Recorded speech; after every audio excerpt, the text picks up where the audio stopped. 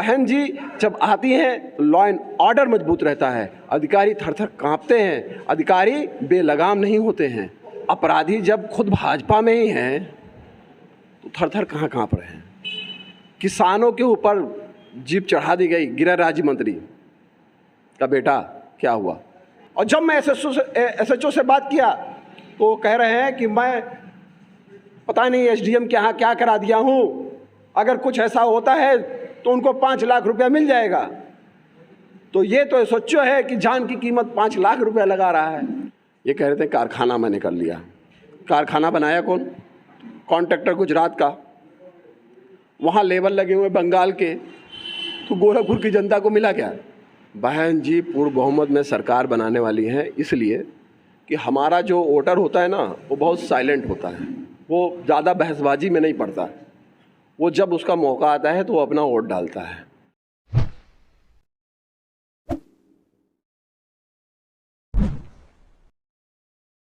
नमस्कार, बेधड़क न्यूज़.com देख रहे हैं आप। मैं हूं आपके साथ शशांक और इस वक्त हम गोरखपुर में हैं और गोरखपुर के बहुजन समाज पार्टी के पार्टी कैंप कार्यालय पर हैं। चूँकि उत्तर प्रदेश की विधानसभा चुनाव हैं और चुनाव की दौड़ में हर नेता लगा हुआ है, जिन्हें टिकट मिला है वो क्षेत्र में जा रहे हैं। इसी क्रम में इस समय हम गोरखपुर के बसपा कार्यालय पे हैं और बसपा प्रत्याशी हमारे साथ हैं। इनसे हम बातचीत करेंगे और जानेंगे कि क्या तैयारी है बहुजन समाज पार्टी की। चूँकि 2012 से पहले तो बसपा की सरकार उत्तर प्रदेश में थी, 2012 में जब सरकार गई तब से बहुजन समाज पार्टी फिर अपनी पैठ नहीं बैठा पाई। एक गठबंधन हुआ था 17 के विधानसभा चुनाव के बाद 18 में लोकसभा उपचुनाव में गोरखपुर में, जिसमें बसपा के सहयोग से समाजवादी पार्टी ने जीत हासिल की। फिर इन लोगों के बसपा और सपा ने 19 के गठबंधन में 7 चुनाव लड़ा और उसके बाद से निर्णय जो आया उससे दोनों लोगों को संतुष्टि नहीं हुई और अलग हो गए। अब क्या तैयारी है? इस बार बहुजन समाज पार्टी अकेले चुनाव लड़ रही है तो किस स्तर पर लड़ी, इन सभी मुद्दों पर बात करेंगे। स्वागत है आपका हमारे चैनल में। धन्यवाद सर। पहला सवाल आपसे ये कि बहुजन समाज पार्टी के आप प्रत्याशी हैं और आप चुनाव लड़ने जा रहे हैं योगी आदित्यनाथ के खिलाफ, गोरखपुर से चुनाव लड़ने जा रहे हैं। क्या लगता है कैसे जीतेंगे ये विजय रथ और क्या तैयारी है आपकी? क्या लगता है? तैयारी तो मेरी नहीं है, तैयारी पूरी जनता की है। जनता इंतज़ार कर रही थी इस मौके के लिए और जनता तैयार है। नौजवान तैयार है, किसान तैयार है, आम जनमानस तैयार है बेरोजगारी की मार झेलते हुए। तो जनता तैयार है, हम नहीं तैयार हैं और जनता इनको इस बार मौके देगी, इनको हार का सामना करना पड़ेगा। ललित जी, एक सवाल ये है मेरा कि चूँकि ये मुख्यमंत्री का शहर है, गृह जनपद है, 1998 से योगी आदित्यनाथ यहाँ सांसद रहे, 17 में मुख्यमंत्री बने। एक रिकॉर्ड है उनका, उनको किसी ने हराया नहीं है। आपके क्या विज़न है? जनता के पास किन मुद्दों को लेकर जा रहे हैं कि आपको लग रहा है कि आप योगी आदित्यनाथ को यहाँ से पराजय करेंगे?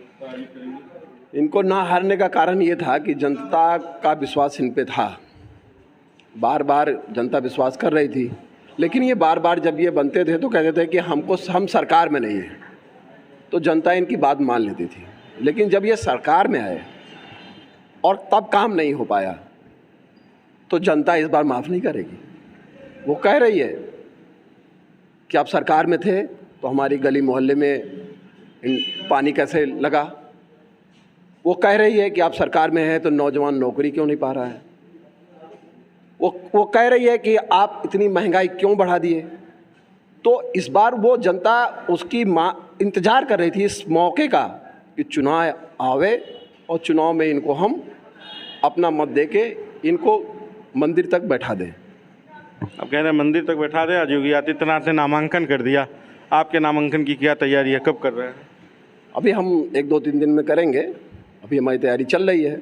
वो सरकार में है, अपना नामांकन कर दिया, उनको शुभकामनाएं। अच्छा, बहुजन समाज पार्टी के आप प्रत्याशी हैं। बसपा कभी मैनिफेस्टो नहीं लाती, कोई घोषणा पत्र उनका नहीं आता। सरकार रही 2012 के पहले आप लोगों की, इस बार सरकार बनाने की तैयारी में है। अगर सरकार बनती है तो जनता को किन वादों के साथ आप जनता के बीच जा रहे हैं कि बताएंगे और उन वादों को पूरा करेंगे? क्या बात है? देखिए, मैनिफेस्टो बसपा नहीं लाती इसलिए कि बसपा का वचन ही है शासन। जैसे बाहुबली नहीं आई थी, लोग कहते थे कि बाहुबली आ गई, तो बाहुबली में जैसे बाहुबली का वचन ही शासन था, इसी तरह बहन जी जो कहती हैं वो करती हैं। वो सबजन हिताय सबजन सुखाय की बात करती हैं। वो संविधान पे विश्वास करती है जो बाबा साहब भीमराव अम्बेडकर जी ने बनाया है। ये नहीं करती है कि बस भाजपा काल में संविधान को त्राही कर दिया गया, फेंक दिया गया, समुदाय की मर्यादा को नष्ट कर दिया गया। तो बहन जी जब आती हैं लॉ एंड ऑर्डर मजबूत रहता है, अधिकारी थर थर काँपते हैं, अधिकारी बेलगाम नहीं होते हैं। तो बहन जी जब क्योंकि 4 बार की मुख्यमंत्री हुई, तो 4 बार का शासन बहन जी का देखा है, डेवलपमेंट का मॉडल देखा है। लखनऊ को उनको विकास किया, नोएडा को जो विकास किया, एक्सप्रेस वे की जो योजना थी वो बहन जी की थी। तो बहन जी का विजन जो है दूरगामी है। वो बैकलॉग की नौकरियां तो ऐसे बैकलॉग की खोली कि लोगों को जो कक्षा 8 पास भी नहीं देना उनको भी सरकारी नौकरियां मिला। ये नहीं कि ये कॉन्ट्रैक्ट बेसिस पे इस समय मिल रहा है, 5,000 7,000 की नौकरी वो भी मिल रहा है, नहीं मिल रहा है। नौजवान परेशान हैं, नौकरियां होते हुए भी नहीं दे रहे हैं, खोल नहीं रहे हैं। क्या इनका मकसद है? जो भी चीज़ें हैं वो संसाधन बेच रहा है देश। नौजवान परेशान है, अगर नौकरी मांगी जा रही तो लाठी मारा जा रहा है। किसान ऐसे इनकी योजना आई, गौरक्षा योजना, जिसमें इन्होंने बाड़े बनाए। एक बाड़े में भ्रष्टाचार चल रहा है, एक बाड़े इनका चल नहीं रहा है। सांड जो है खेतों में है, खेतों में है, और किसान जाड़ा गर्मी बरसात तीनों टाइम वो खेत की रखवाली कर रहा है। और कहता है, एक दूसरे से कहते हैं लोग, योगी आ गया भगाओ, तो 5 साल से योगी को भगा रहे हैं, अब तो मौका आ गया भगाने का। तो आप ये कह रहे हैं कि सांड के रूप में किसान अब योगी को देख रहे हैं और भगा रहे हैं।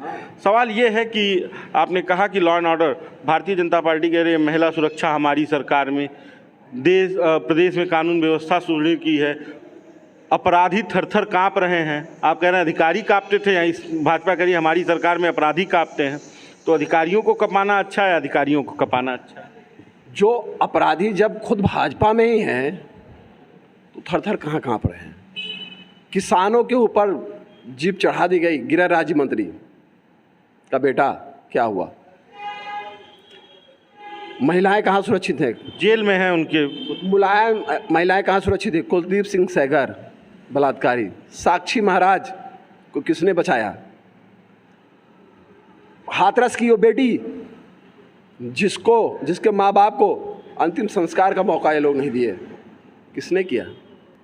तो ये तो जितने भी अपराधी हैं वो भाजपा के अंदर हो गए, और जो नहीं हैं उनको जात विशेष, धर्म विशेष देखकर ये टार्चर कर रहे हैं। उनको जात विशेष और धर्म विशेष देख के टार्चर करते हैं। तो ये कोई लोकतंत्र की मर्यादा नहीं है कि आप एक जात के लोगों को मार दीजिए, पीट दीजिए। अभी आज की मैं घटना बताता हूँ। मैं यही एक नौजवान अंकुर शुक्ला नाम का लड़का था जिसकी हत्या हो गई, और उसकी हत्या होने के बाद भी जो एक समुदाय के विशेष के लोग ने जो हत्या की, उसी के साथ इन्होंने गठबंधन करके उसी के संरक्षण में उसको न्याय नहीं मिल पा रहा है। उसको न्याय नहीं मिल पा रहा है, सारा निषाद पार्टी की तरफ एकदम बता रहा हूँ, उसको न्याय नहीं मिल पा रहा हूँ। और फिर उसके दूसरे बच्चे पे भी थ्रेट चल रहा है, लोग उसको रोक के धमकियाँ दे रहे हैं। और वो आज कहा मैं एप्लीकेशन दे के आया हूँ, लेकिन वो एसएचओ फिर नहीं सुन रहा है। वो एसपी के यहाँ भी दिया, वो भी नहीं सुन रहे हैं। और जब मैं एसएचओ से बात किया तो वो कह रहे हैं कि मैं पता नहीं एसडीएम के यहाँ क्या करा दिया हूँ, अगर कुछ ऐसा होता है तो उनको 5 लाख रुपया मिल जाएगा। तो ये तो एसएचओ है कि जान की कीमत 5 लाख रुपया लगा रहा है। ऐसे ही शासन चल रहा है, तो उसके लिए क्या किया जाएगा? चलिए, एक सवाल ये है कि गोरखपुर में आप चुनाव लड़ रहे हैं, गोरखपुर के क्या मुद्दे हैं जिनको लेकर आप चुनाव लड़ रहे हैं? गोरखपुर की क्या चीज़ें हैं जिनको लेकर आप चुनाव लड़ रहे हैं? अगर चुनाव जीतते हैं तो क्या करेंगे? देखिए, गोरखपुर के तमाम मुद्दे हैं। ये कह रहे थे कारखाना मैंने कर लिया। कारखाना बनाया कौन? कॉन्ट्रैक्टर गुजरात का। वहाँ लेबर लगे हुए बंगाल के, तो गोरखपुर की जनता को मिला क्या? एम्स लेके आए, एम्स में डॉक्टर नहीं है, आप चले जाइए, इलाज नहीं हो पाएगा। कोई डॉक्टर वहाँ पे आने के लिए तैयार नहीं है। तो सब हवाई बातें हैं। इतिहास में पहली बार गोरखपुर में 4-4 महीने नाव चला है। कोई कह रहे हैं हम विकास कर रहे हैं, तो जब विकास होगा तो थोड़ी समस्याएं आएंगी। हम कह रहे हैं विकास तो मायावती जी ने भी लखनऊ का किया था, कोई समस्या नहीं आ रही है। पूरा ड्रेनेज सिस्टम कोई दुरुस्त करते हैं।